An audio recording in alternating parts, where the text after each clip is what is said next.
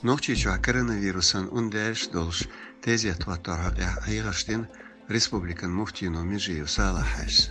Vilstag dinuma boh datsaver sadolovai tazukashder saanshtakhar diadats boh Mijijus.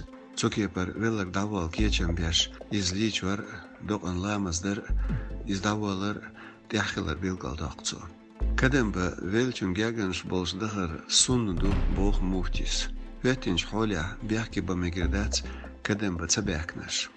Naga kadem be tsadaqchash tsadola kevnya yanyarya salam marşala khatin larlush khalkhiyatır khoychdeshnish el duqsa ashtezyetir dadaq diez el noqchichun muftis. Tağınleşten istagu noqchichua koronavirusun unqat. Tani ayol quzday qoşudul zud voç holayu al-Khan bin Respublikan Mokşolun Ministru Süleymanov El-Khan. Sodisya dağastinu koronavirusun undajınç paçhalşkar noqchichu an barbat qit ayastak. Parlamentin kügel xoçu Daudu Muhammad bin Shams verig şada astin karantina ve şu noqchichu war ezir war batqi itstak.